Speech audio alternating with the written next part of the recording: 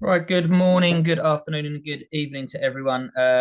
Just if we could do a quick audio visual check for me, please, and make sure you can see me, see my screen, and hear me okay. If you could just give me a quick confirmation that you can hear me, that'd be great.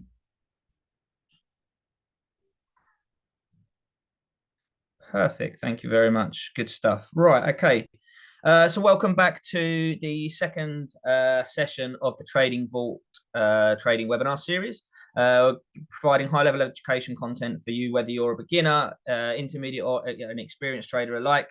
You will find massive value from these sessions. So just while we give it a couple of minutes, for some late joiners to come, if you could introduce yourselves a little bit, like tell us where you're from. I know last in the first session we had a lot of traders from all over the world, some new guys, some with years of experience.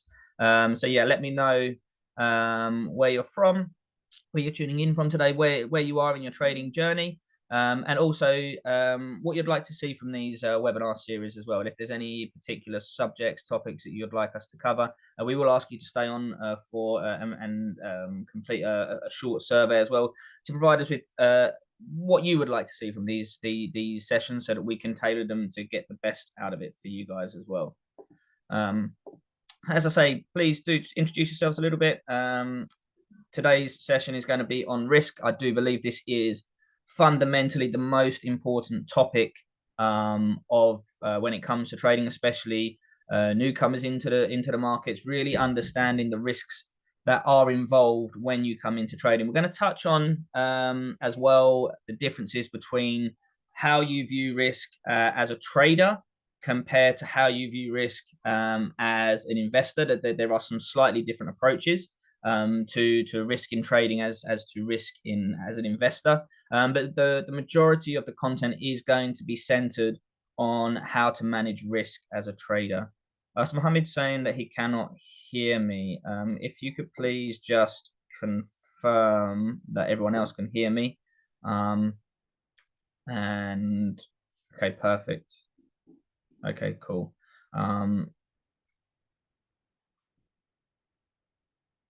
Okay, there's a couple saying I can't hear. I don't know if they can need to reboot their thing. So a real beginner from Thailand. Okay, so great to see you here again.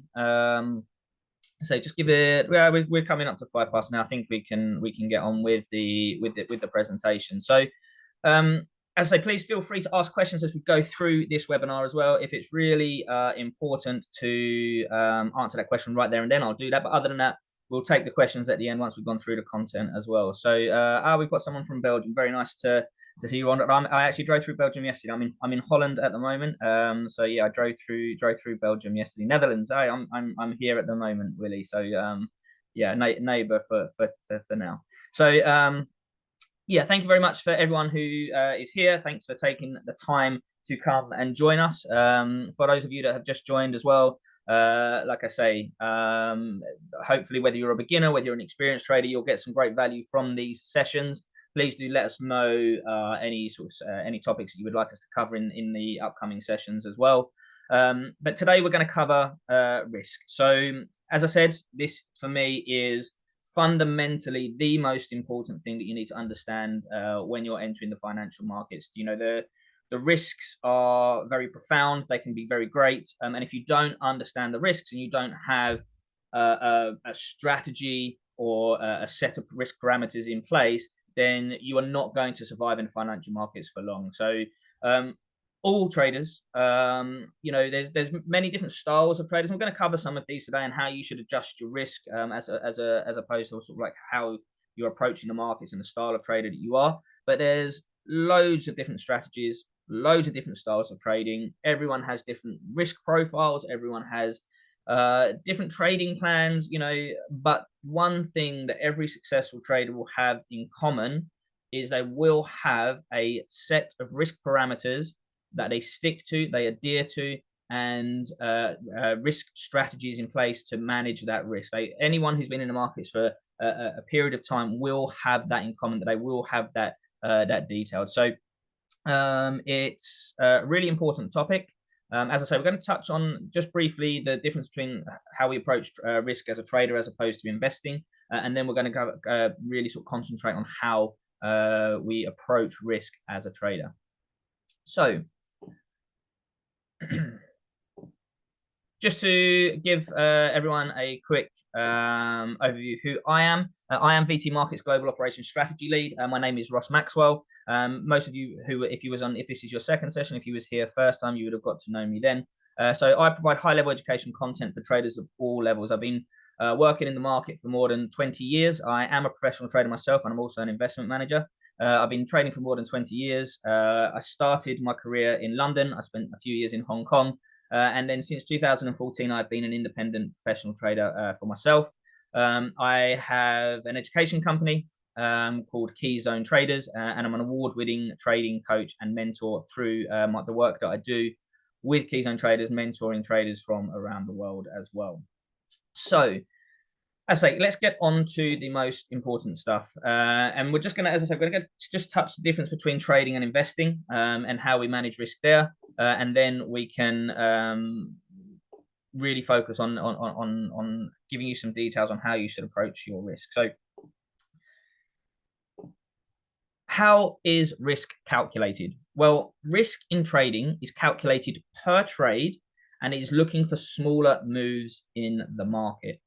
However, risk when we're an investor is calculated at a portfolio level and it is more long-term. So when you're investing, you're investing for the long-term future or long-term horizons. So you're worried about what's going to happen in 10, 15, 20 years from now. Whereas risk in trading, you might be only looking for something that's going to happen in the next couple of minutes. If you're a scalper, like, you're looking for really short sight. So you're looking a minute to 5 minutes, even as what I would consider a longer term trader. When you're position trading, you're looking for moves over weeks to months. You're not really looking for long term, like years into the future. Whereas in investing, that is what you're doing. You're looking for what the market's going to be in years from now. And because of that, you have to approach the way that you think about risk differently, because the risks that are in the market at the moment,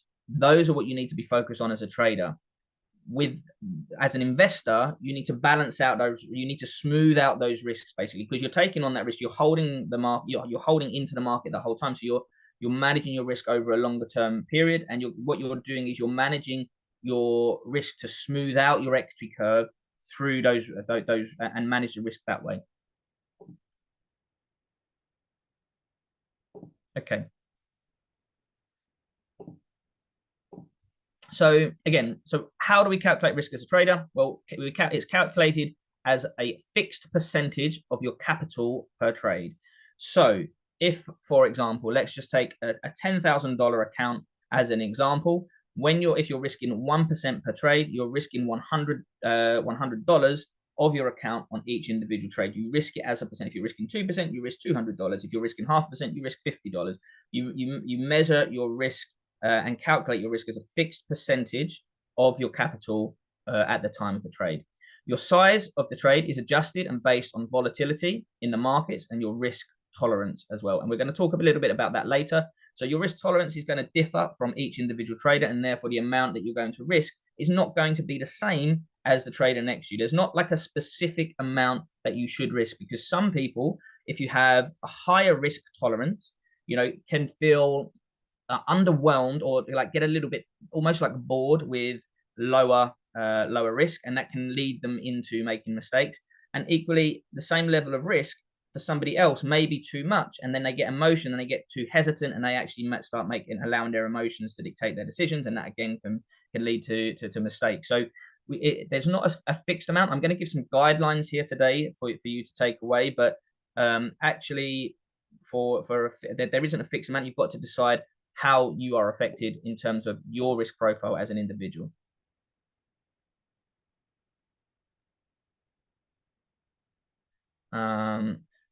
Okay, so there's a question on RSI there, but we'll come back to that at the end. So drawdowns are calculated in trading as a maximum equity loss over a large sample of trades. So because you're risking, let's again just take for example, we're risking 1% per trade. So what our drawdown would be calculated is we take, 100, 200, 300 trades. What is the maximum amount we have lost over that period in any one time? So you might make 30% and then you lose 7%. You make 20%, you lose 9%. Your drawdown, your maximum drawdown would be 9%. That the drawdown is your percentage loss from your highest amount and what your strategy can go through as a drawdown period. We have fixed targets with set risk to reward ratios, and we spoke about risk to reward in a little bit as well. And we look to capitalize on small moves in the market. However, risk when we are investing. So it aims to diversify risk across different sectors and assets. So again, what this is how we manage risk as an investor is we focus on where the risks are in particular asset classes, and we can through rebalancing and reallocation of our portfolio, we move our positions from one sector to another to mitigate the risks that are around in the market at that time. So it's a more passive approach with less intervention than trading. As I say, you're not as traders, we're going to be very active in our approach. We're going to be very active in our execution in the markets. Whereas as an investor, it's a more passive approach. We don't have to look at it every day. We're not trading every day. We're just looking to mitigate the risks when they arise in the markets through rebalancing and reallocation of our assets in our portfolio. Drawdowns are calculated as a peak to trough of the portfolio over time. So markets do not go up in a straight line. They will dip, and through balancing and through diversification of our portfolio, we try and smooth out that curve. And like we've just seen recently with the drop off in the markets when the tariffs were announced at the beginning of April, most people's portfolios, certainly if they are heavy into stocks, will have taken a dip, and that would have been the drawdown. So drawdowns are taken as a dip in the equity curve over a period of time. We have a longer term horizon, as we've mentioned, and we aim to smooth out that short term volatility. Okay. So traders are risk managers first, whereas investors focus on asset allocation and then compounding.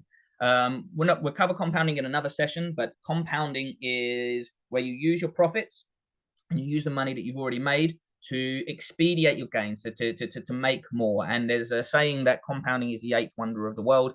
And as traders and as investors, it can be your best friend in really making sure that we take advantage of capital growth over a period of time. In trading, one bad trade with poor risk management can wipe out a trader's account. I've seen it time and time again where people lose their risk management and they just wipe out their account. And if we wipe out our account, we can no longer be a trader. We need money to make money in trading. Whereas investors manage longer term uncertainty through periods of volatility. So when we see this recently with the drop, you probably noticed that the stock market dropped. Things like gold accelerated. And the reason for this is because investors are managing their risk to the portfolio. So what did they do? They saw the tariffs. They saw there was a risk to US companies, their earnings, because of their production costs, their manufacturing costs had risen. So what did they do? They rebalanced their portfolios by selling their stocks, but if they don't want to necessarily, sometimes they will hold that liquid cash, but they wanted to invest it in something safe. So they go into gold, which saw gold rise, and therefore it's just a rebalancing of the portfolio. And as we've seen the tensions ease a little bit, and we started seeing some trade agreements, they rebalance again and they take it back out of gold and they put it back into the stock market, and that's why we've seen this stock market rise. So it's when you see these dips and stuff like that, especially when there is risks involved in the market, these are generally investors rebalancing their portfolios. So let's just double check any questions.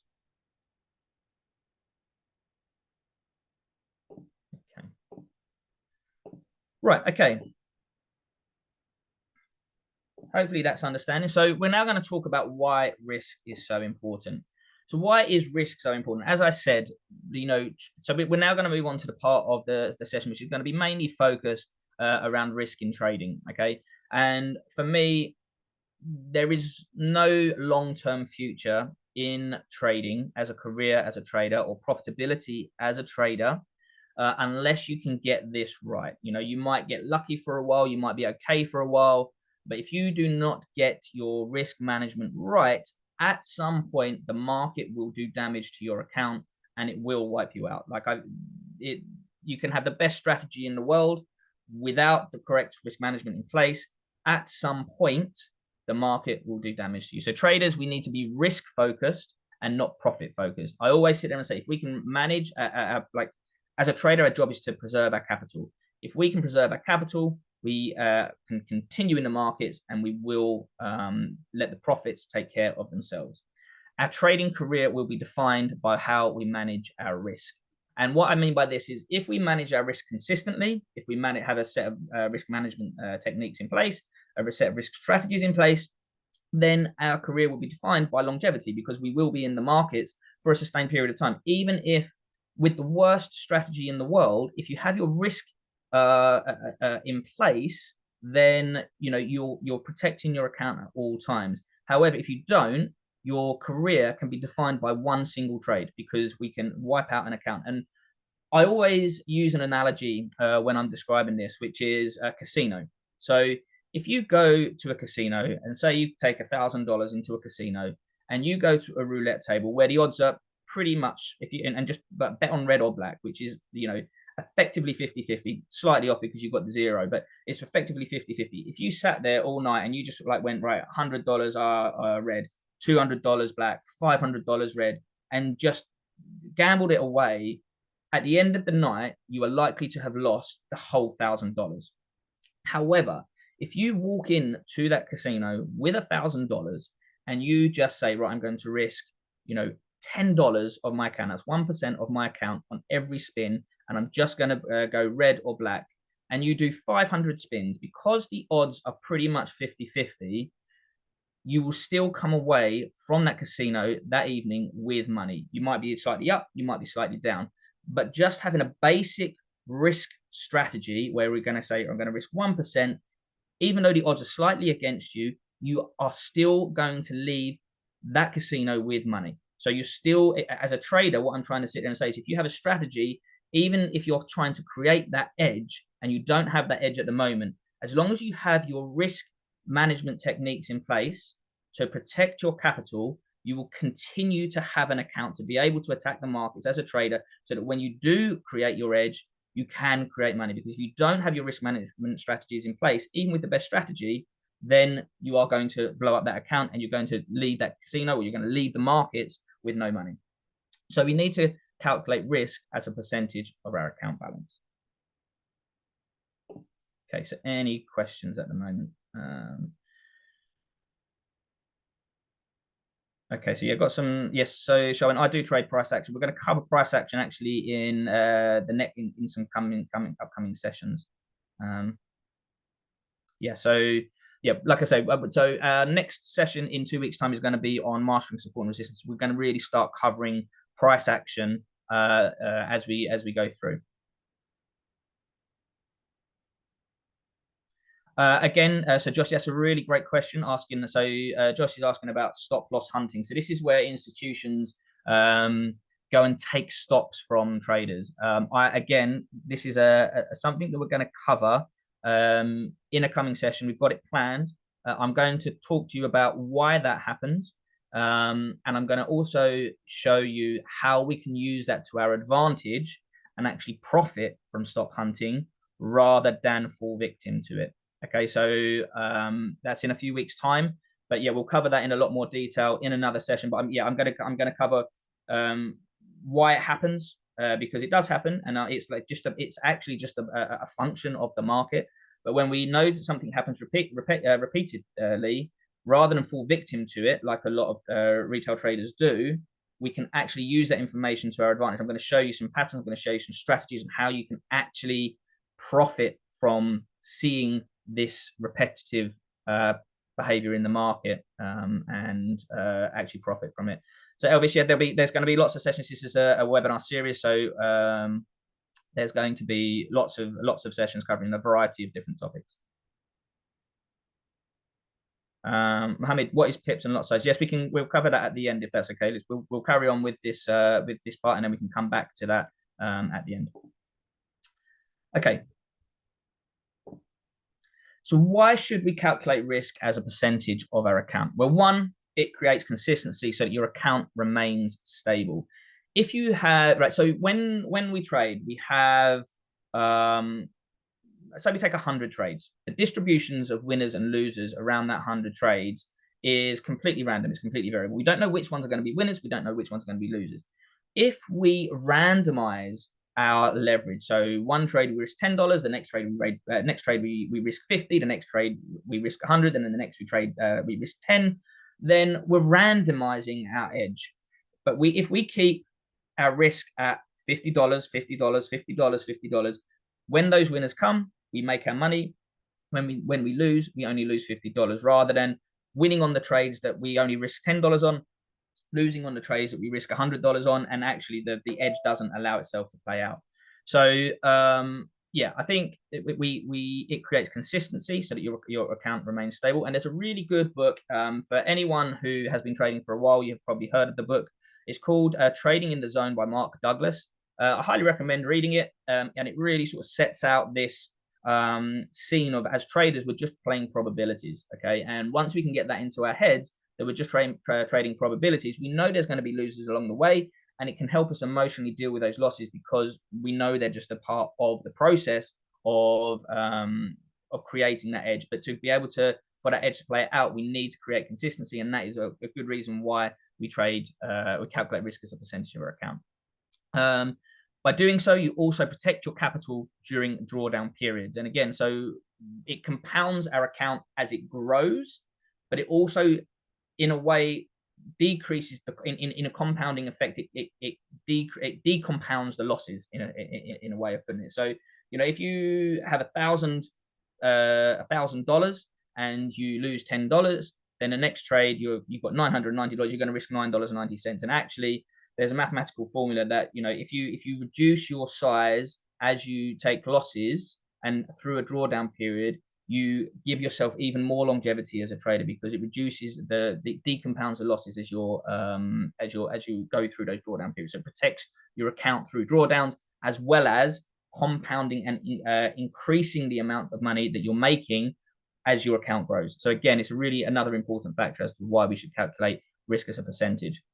It helps create emotional control, as it helps create discipline. So, and this leads on to the next point, whereby it reduces the chance of your emotions hijacking your decision. So, as a trader, you want to try and reduce the number of the number of decisions that you need to make. You know, we only have, as human beings, we only have a certain amount of decisions that we can make each day.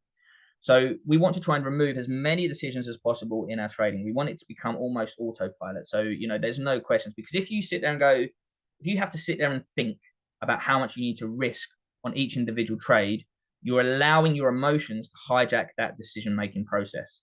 Whereas if it is just 1% every single trade, or 0.5% every single trade, there's no thought. It's just 0.5%. It's fixed. We know what it is. It's in our subconscious.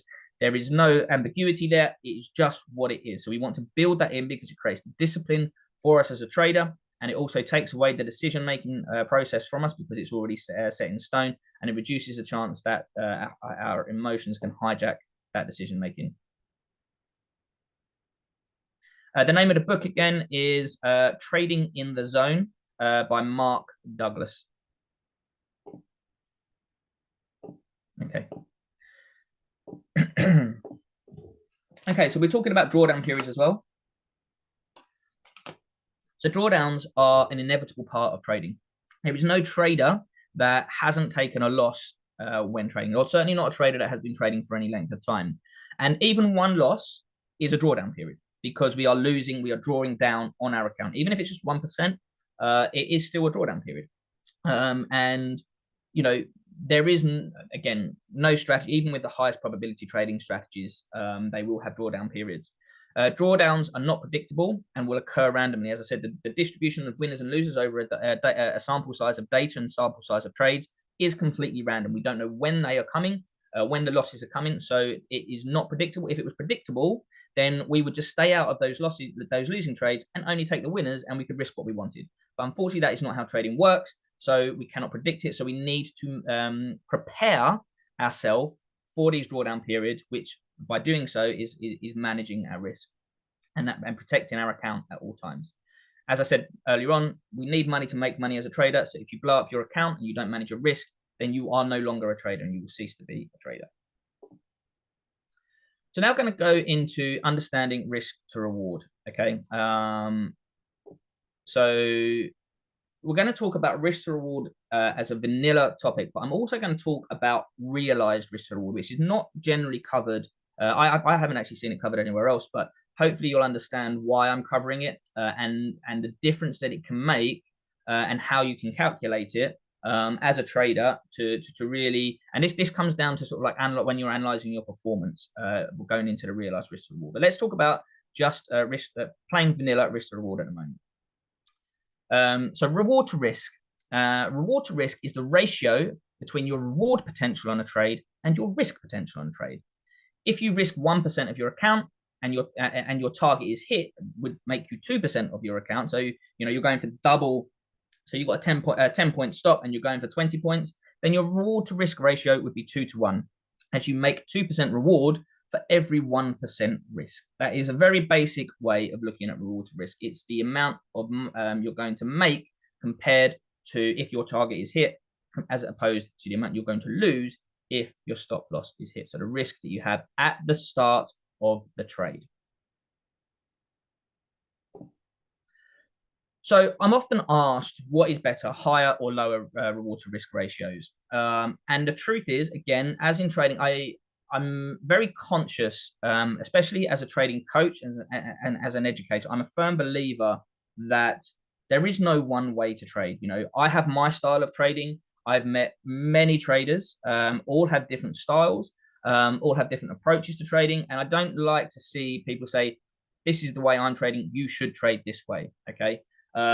This is the strategy, you should trade this strategy. Only people with high risk to reward ratios make money. Only with lower risk to reward ratios make money because of they can't hit the home runs and blah blah.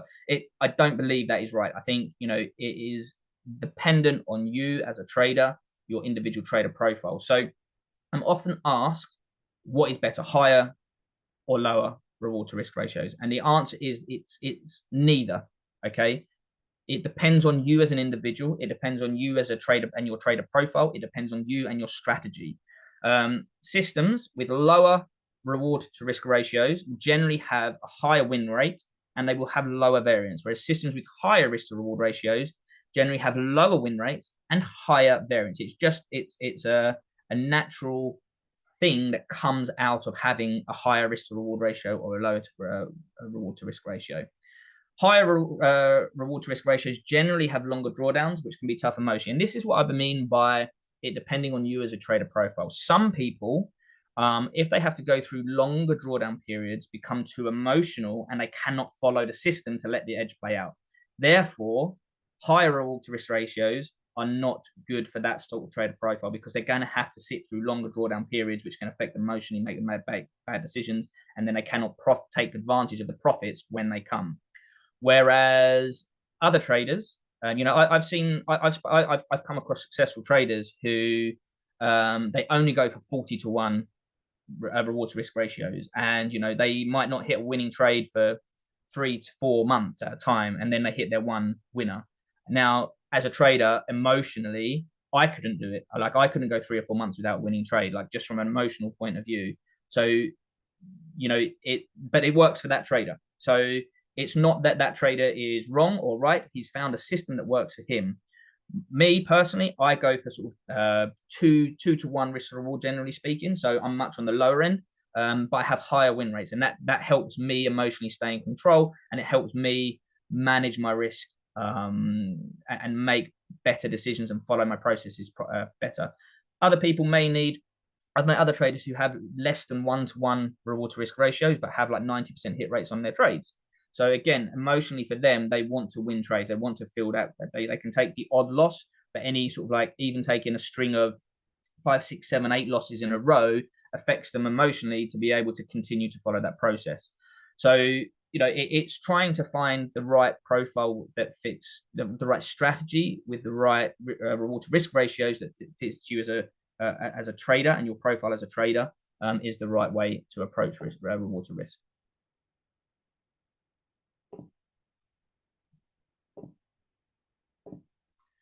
Okay, we're now going to talk about realized risk to reward. Now, reward to risk that we spoke about before is at the start of the trade. So when you put your trade on, when you enter the trade, you should always have a stop in place because that manages your risk. You should, in my opinion, you should never, especially as a beginning trader, you should never trade without a stop in place. You also have your target, and that will calculate your reward to risk. But if you manage the risk on your trades, so if you scale out of a trade, if you trail your stop, or if you just manage the risk in some way that you don't just place the trade, entry, stop, target, walk away, and let it run, then your risk, your reward to risk will actually change over a period of time on how you've managed the trade. So it will be different than it was at the start of the trade. So we can calculate the managed result and the result if we set and forget in our trade journal. So you have two columns. I always advise my clients to have two columns in their trade journal. If your strategy is very mechanical and you set and forget, you don't need the second column. But if you manage your trade, you should have a column of how you traded it and what the end result was. And you should have a column which sets out the result of the trade if you literally place a trade, walked away and left it. Because your reward to risk at the start of the trade and set and forget will tell you the reward to risk and the profitability of your strategy if you just set and forget. But the realized reward to risk in terms of how you manage trade will be dynamic, and it will not be a fixed amount. We should calculate it regularly as it can provide vital information around whether actually managing our trade improves our system or does it hinder it. So through trade management, by calculating both, I'm going to cover again this in more detail when we look into creating trade journals, creating trade plans, and analyzing your journals and what you should be looking out for. You can actually by calculating this data, you will actually be able to work out whether your trade management is improving your system or having a negative impact on it.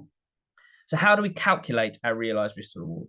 Well, realized risk to reward equals the average the average amount of our winning trade against the average amount of our losing trade. So our average winning trade is you add up all the profits from your winners and you divide them by the number of winners that you've had. So if you've had over 100 trades, you've had 60 winners and you've made $6,000.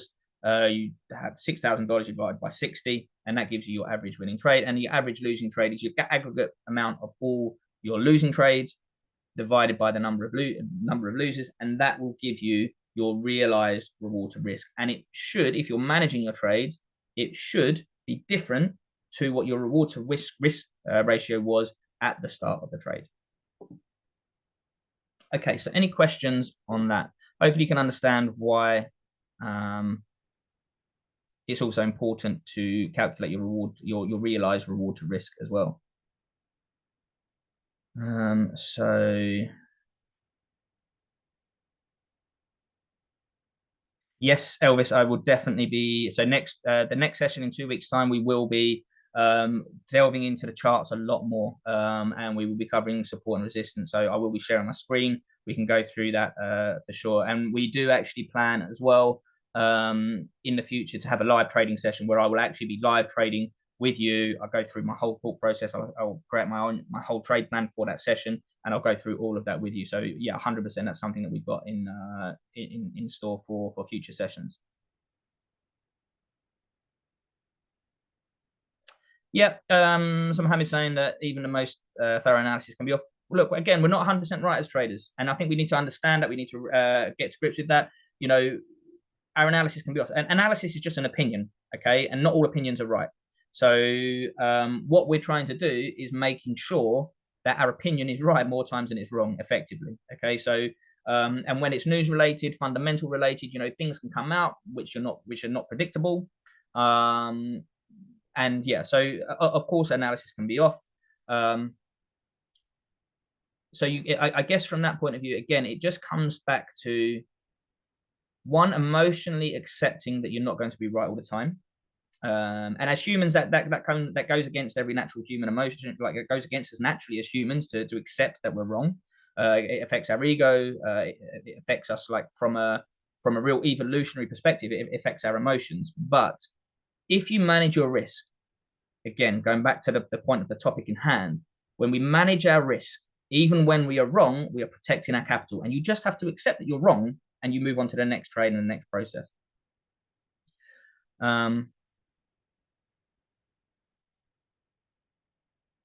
Yeah, and Ryan makes a good point there. When the tariff stuff comes out, you can have again, news when it comes out can actually work in your favor.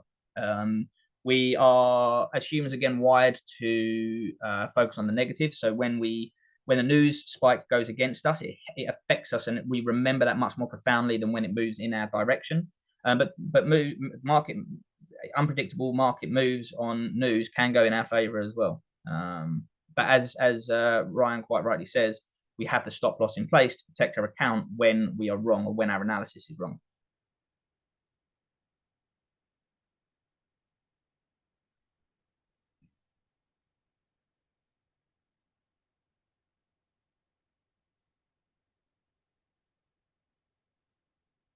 Okay. Yeah, so again makes a good point. So it says follow Trump to be updated on when he. So one of they there's a little joke amongst traders and stuff now that we sort of sit there and say, the best news for the most updated news, you should follow Trump on X basically to follow his tweets, because that is what moves the markets these days, unfortunately. So it's like, yeah, one of the best things you can do as a trader is keep up to date is follow Trump on X, and because a lot of the time, what moves the market is just rhetoric from him. It's not actual fundamental. We've seen it last week with the EU tariff thing, the threat of the EU tariffs. He posted on social media saying the talks are going nowhere and threatening 50% tariffs on the EU from June the 1st. And it was like the markets reacted to that, but there was no substance behind it. It was a threat. There was no, and Trump does this a lot.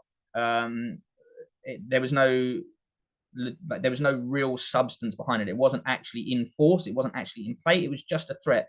And then already we've seen that he's pulled back on that and said, "Oh, I won't do anything until July to give the markets enough time." So yeah, we need to be aware of what he's saying. And the best way to do that is also understand that, not try and decipher between what is like actually important to the markets and what is just Donald Trump tweeting and venting basically. Okay, so we're now going to talk. I'm going to move on. I'm going to talk about how much we should risk per trade. So how much risk per trade? It should be detailed in your trade plan. And as I've spoken about earlier on, it should be wired into our subconscious so that you don't even have to think about it. We want to remove as many decisions as we possibly can in our trading process so it becomes part of our automated cycle. You need to understand your risk tolerance and adjust this based on your emotional impact it will have, the emotional impact it will have on your decisions. And some of this, unfortunately, you may know this about yourself as an individual now, but I can tell you, for those who are beginning the trading journey, it is a unique journey, and you find out a lot about yourself as an individual, and stuff that you think about yourself now, you'll realize is actually different. And that's not to put you off. It's actually a life-changing journey that you can go through, and it is quite enlightening to find out who you really are. And that's it. Like I say, in a good way. It can be a tough journey, but in a really, really good way. So you need to, if you're beginning, have an idea of what your emotional intelligence is in terms of risk. I would always err on the side of caution. But you will learn to develop, you'll learn more about your risk tolerance and your risk profile as you develop as a trader. So the factors that you need to consider when determining how much you should be risking per trade. One, as I say, your emotional intelligence. And this, again, if you're beginning, your emotional intelligence will develop and improve as you become a trader, as you go through the journey. And we are going to also cover in these sessions, and this is not a couple of weeks thing. This is a long-term webinar series where we're going to provide loads of information for you guys. We are going to start covering the mindset side of things, and we're going to give you practical techniques in terms of what you can do to improve your emotional intelligence and improve your mindset to attack the markets. The style of trading that you're going through, and we're going to cover those, the main ones in a minute, and how that should affect frequency of trades, which again, it sort of comes into the style of trading. Generally speaking, the style of trader you are will determine how many trades you are taking. The win rate of your strategy, and your reward to risk ratio, as we've already mentioned. So these are the factors that you need to consider when determining your reward to risk. So what are the main styles of trading?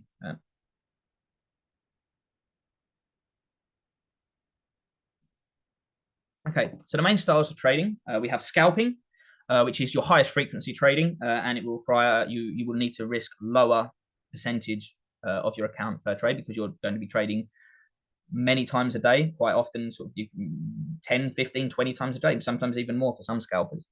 Day trading, again, it's a high frequency style of trading and will require a lower risk percentage of your account per trade. Swing trading, again, it's a lower frequency than day trading and it will require a moderate amount of risk per trade. And then you have your position trading, which is your lowest frequency, but your most aggressive in your risk, the amount you're risking per trade. So let's talk about scalping. This is an active style of trading, often trading multiple times in each session. Your execution, generally speaking, is off the lower time frame chart. So you're often 1 minute chart, maybe sort of like a 3 or 5 minute, but generally speaking, 1 minute. Or some scalpers are even trading off what are called tick charts, where it's watching every single price movement of that individual asset. Holding times are often just a few minutes, maybe even less, taking really, really short-term moves in the market. And for this, you want to be risking very small amounts, like between 0.1 and 0.25% per trade. And to be honest, if you're trading sort of 20, 30, 40, 50 times in a day, you probably want to be even trading, risking less than that because you don't want to be too, like, if you're just off for a day, if you're mentally, emotionally just off the process for a day, if you're trading sort of 20, 30, 40 times a day and you're over risking, then you can do a lot of damage to your account in a very short space of time. Or the market's against you, or something's just off.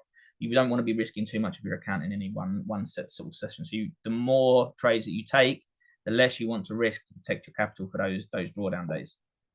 So day trading, this is what sort of like where I classify myself and I position myself as a trader.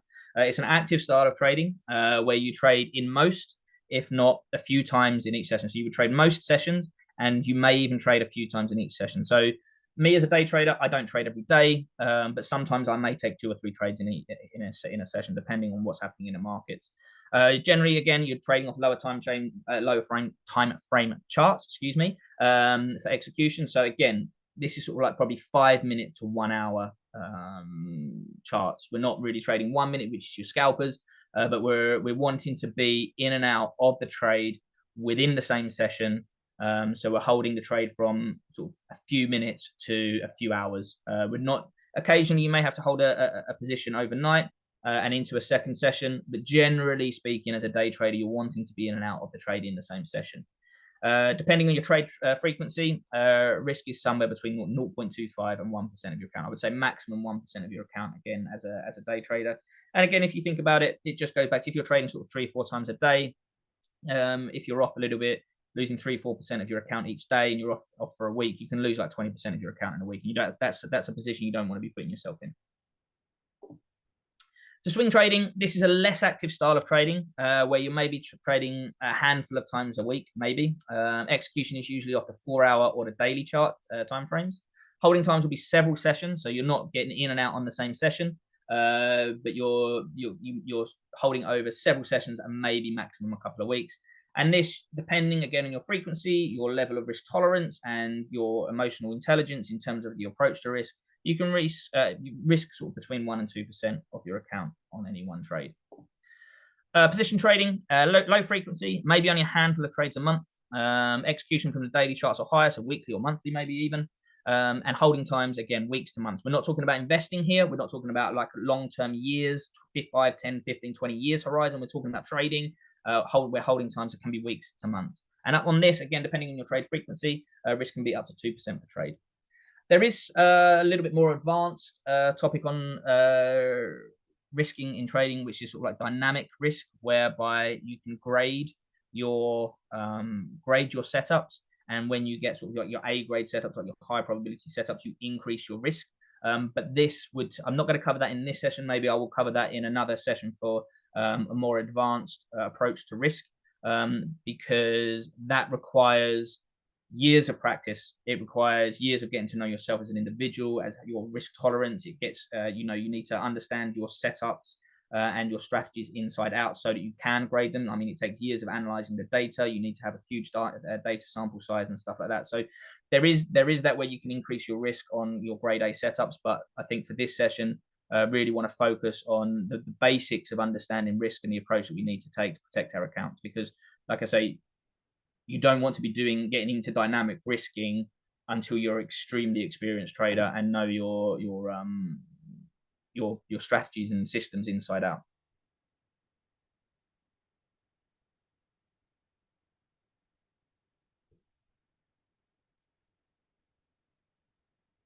Okay, so I can see a couple of questions there about the future webinars, and there you go. You've got the future webinar. Yeah, okay, perfect. You've got the registration link in there.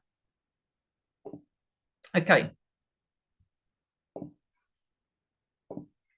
So that is the end of the session, guys, or the end of the information of the session. So we've got some time here for some Q&A. As I say, you can open a live account with VT Markets here. Please scan that QR code where you get competitive spreads, institutional grade liquidity, and lightning fast execution as well. I hope you have found that information really useful. Please do let me know any questions that you have. So the next session, Emmanuel, will be in 2 weeks' time. We're going to be running these sessions every other week.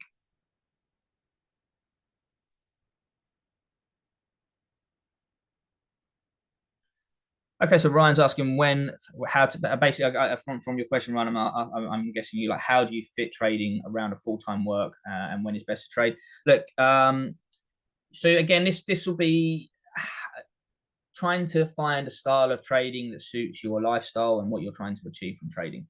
So if you trade alongside a full-time job, you can't really be a day trader or a scalper because you don't have the time to be able to commit to the charts that you need to be able to react to the markets when you need to. So if you're trying to trade around a full-time job, what you want to try and do is, especially like if you have set hours in your full-time job, you create set hours for your trading as well. So if you start work at 8 o'clock in the morning, you want to be looking at the markets around 6, 7 o'clock. You're probably going to be doing more sort of swing trading. So setting your positions for the day and then being able to walk away and leave it and then come back later that day. You're not going to need to be too active during the trading session in terms of your risk management. So, or, you might, if you finish work at 6 o'clock, you might want to go and trade the US close or, trade the rollover at 10 o'clock on the FX or something like that. Find a time that fits with you. And again, you're probably more likely to be sort of like a swing trader on that. So it's just choosing the right style of trading that fits in with your lifestyle at the time.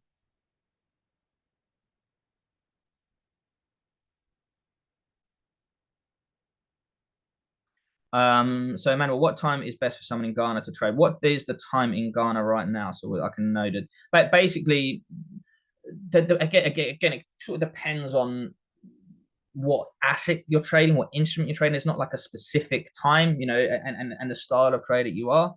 A lot of swing traders like the sort of 10 p.m. rollover time because it gives them the information of the trades of how that session is finishing. If you're a day trader or scalper, then you want volatility in the market. So like European Open or the US Open, it provides the highest amount of volatility. So again, it's sort of really dependent on your style of trading.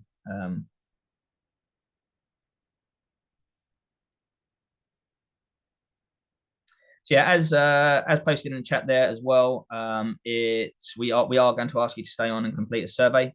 If you wouldn't mind staying on the session just to complete that survey, it will help us tailor these sessions to provide you with what you want and what you need as traders as well.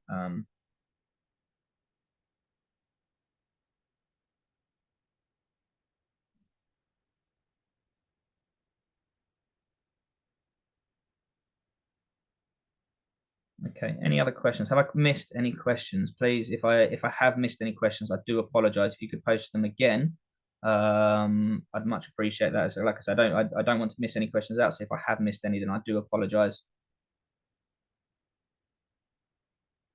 So, confused about analysis. Yeah, I will. Again, I think with analysis, I think it's overcomplicated. There's so much information on the internet out there as well that people sort of try and absorb all of this information, and especially when you're new, it becomes too much. It becomes overwhelming. So I think we need to hopefully these sessions will really simplify it and bring it back to sort of basics. And hopefully you'll get use from that, Una. So we will cover analysis, like I say, next week. We're or not next week, sorry, in the next session, which is in 2 weeks' time.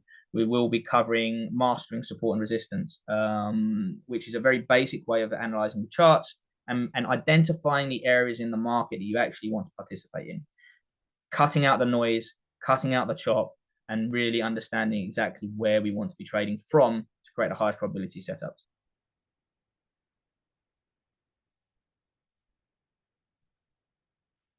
Maybe that will have to be a question answered by the admin about copy trading.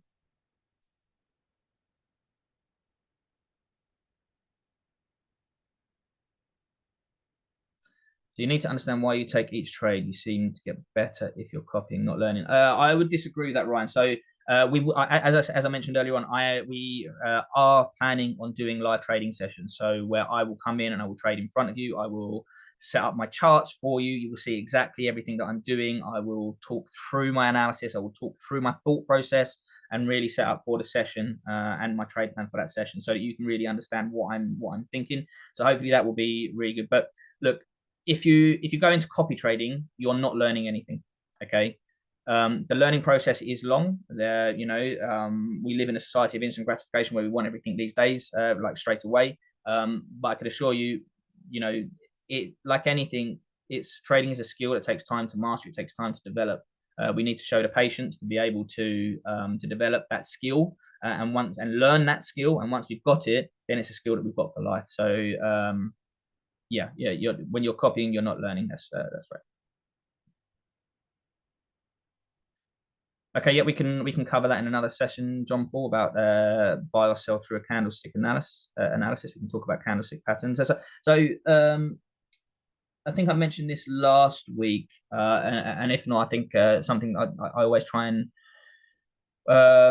get through to traders is when we're talking about a pattern, a candlestick pattern, and the candlestick doesn't, the market doesn't move due to the fact of a particular candlestick pattern. It doesn't move because there's a pin bar. It doesn't move because there's an engulfing bar. But when we can identify the area in the market that we want to be trading from, then that candlestick pattern becomes an entry trigger.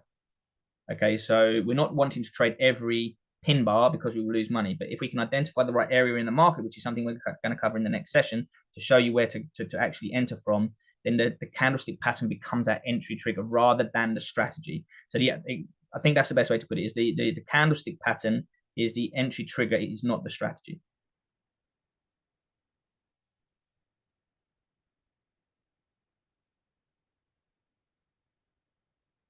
I'm not in a position to recommend any sort of like copy trading, I'm afraid, Hansini.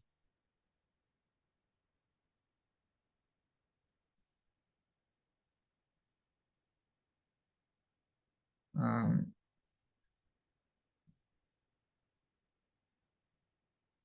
okay. As I say, copy trading, it can make a part of your portfolio.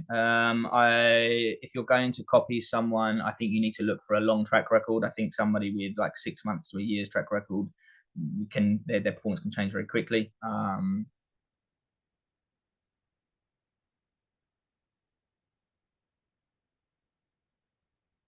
Yeah, the best possible way of risk as a scalper is based on your percentage of your account. I'm a firm believer of that, no matter what style of trader you are.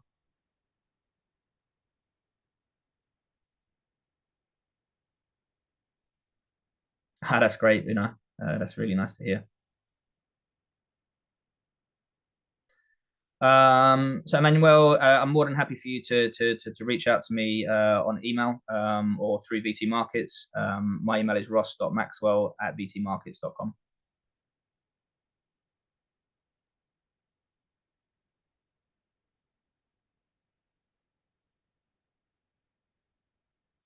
What is the best session to trade?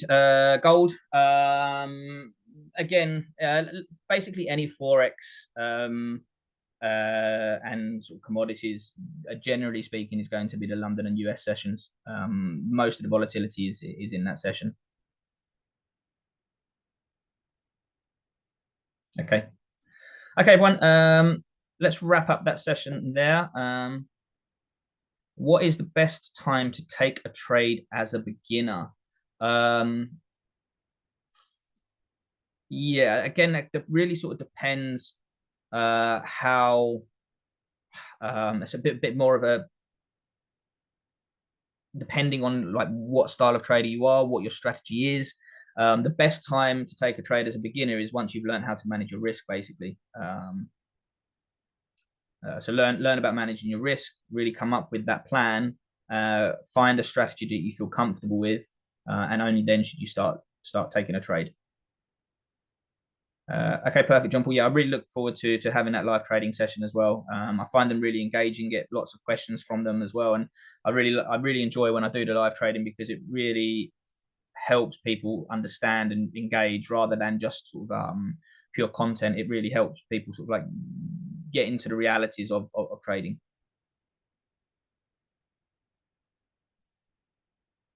Yeah, so Hansini, as I say, I'm not sure of the exact date. It will be in a few weeks' time when we do the live trading session together. We're in talks about and the scheduling of the webinars and the topics that we're going to do. So I can let you know in the next session.